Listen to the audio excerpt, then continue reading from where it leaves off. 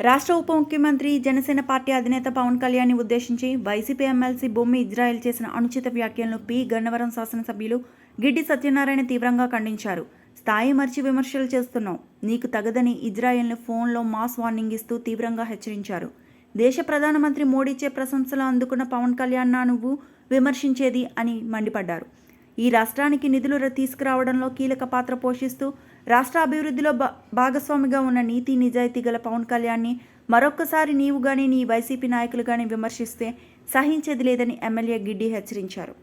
ఆలోచించాలి, దయచేసి అసలు ఎప్పుడు కూడా నోరు జారద్దు. పాలేరుతనం ఏంటి, వాడి మెయిన్ లేదు ఏమనుకున్నా అసలే పవన్ కళ్యాణ్ గారి సంగతి నువ్వు ఒకసారి ఆలోచించు.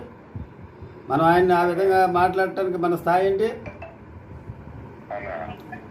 ప్రైమ్ మినిస్టర్ అందరినీ విడిచిపెట్టి ఆయన పిలుస్తాడు. ఈ రాష్ట్రానికి ఏ నిధులు కావాలన్నా ఆయన పేరు చెప్తేస్తున్నాడు. ఒక్కసారి ఆలోచించు. తప్పు, ఎప్పుడు అలా మాట్లాడదు. పాలేరుతనం అనే మాట ఉన్నది. విమర్శించే స్థాయి ఎవరికీ లేదని తెలియజేస్తాను. ఎందుకంటే నిస్వార్థపరుడు, ఏ విధమైనటువంటి మచ్చలేని రాజకీయ నాయకుడు.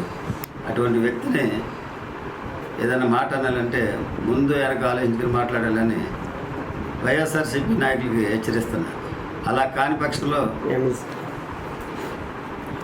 తగినటువంటి చర్య తీసుకుంటామని ఇప్పుడే ఎమ్మెల్సీ బొమ్మడి ఇజ్రాయెల్కి చెప్పడం జరిగింది. మరలా ఇప్పుడు ఆ విధమైనటువంటి కోతలు కూయొద్దని.